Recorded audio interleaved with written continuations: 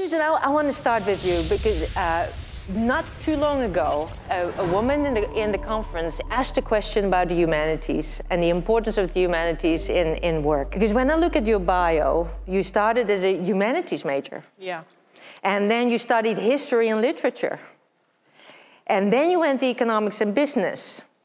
And now you found yourself a CEO of YouTube. So of course, the first question one asks is, how did that happen?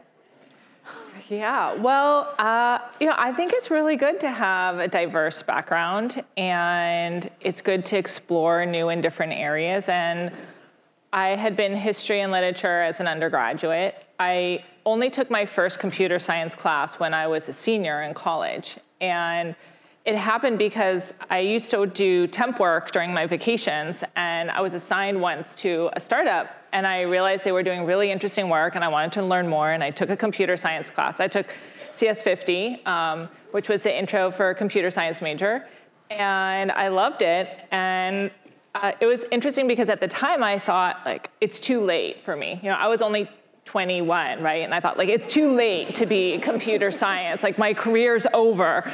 And so I do think it is really important for people to remember that you can make changes and learn and adjust your career over time. And it just appealed to me, the creative, the dynamic, fast-moving, many components of it. And then when I actually grew up here in the Bay Area. My dad was a professor at Stanford. So when I came back, I got a job at a startup. And I've been in tech now for almost 35 years. Diane, you're a fellow at Google, and you've been there for a long time. Now, it may not be very obvious to the audience what it means to be a Google Fellow, so maybe you can tell us a little bit about that. And the other thing I'm really curious about, you've been at Google at the forefront of technology for quite some time.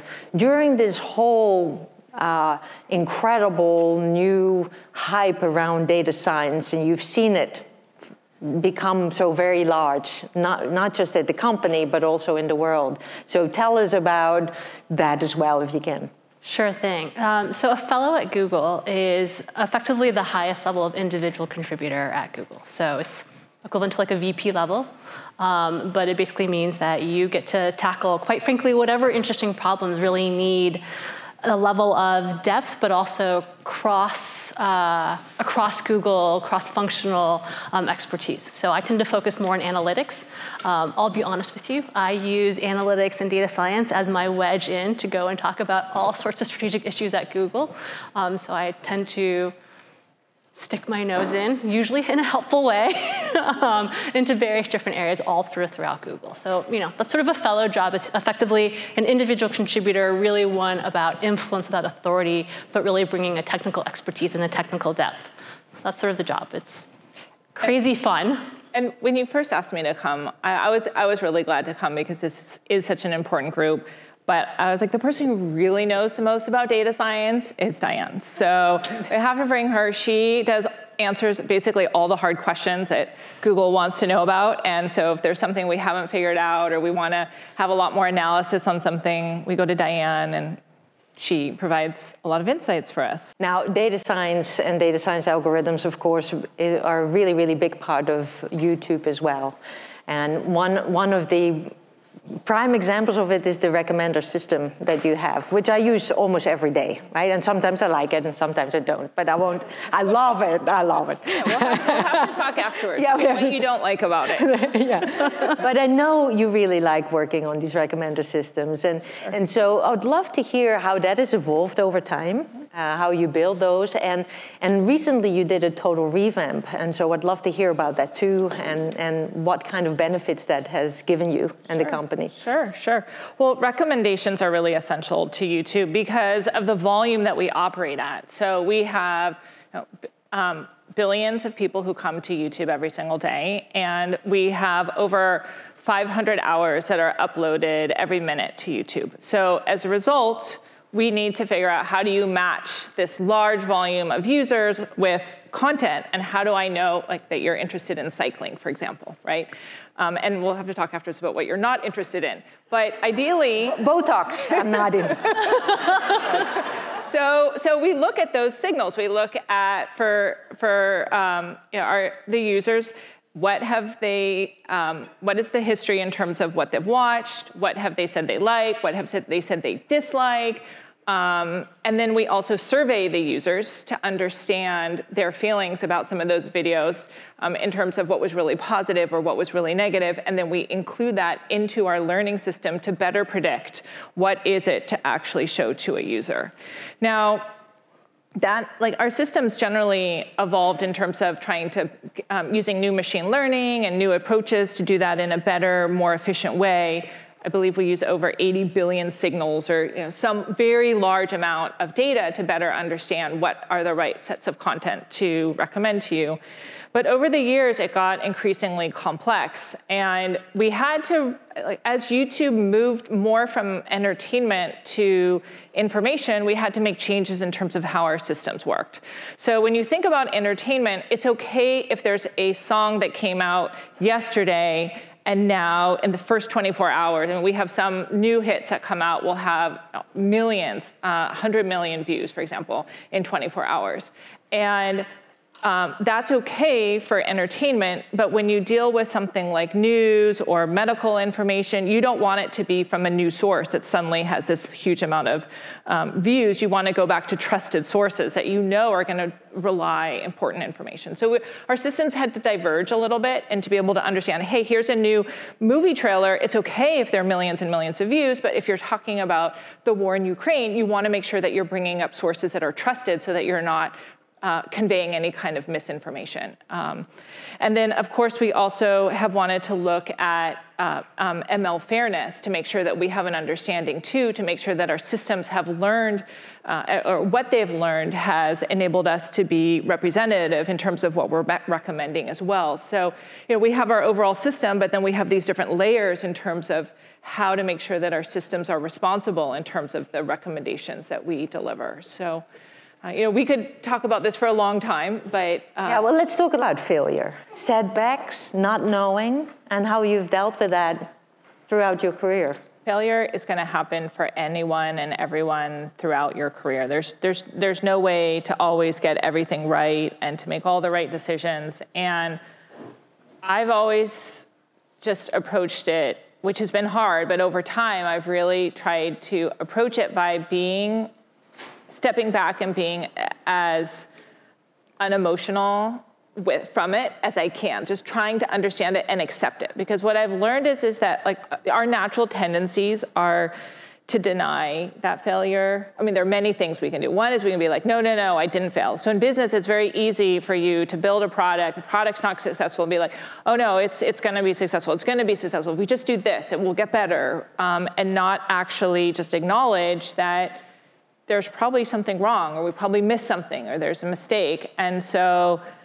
I think it's really important to just have a step back, not be personal about it, and to figure out, well, what should we do? Should we fix it? Should we cancel it? Should we move on? And that's a really hard thing to do, and it's really hard to accept the failure, but I've learned over time that if you don't, it just gets worse and worse and worse. You sort of dig yourself deeper and deeper into the hole, and it's better to just get out of the hole as quickly as you possibly can and move on.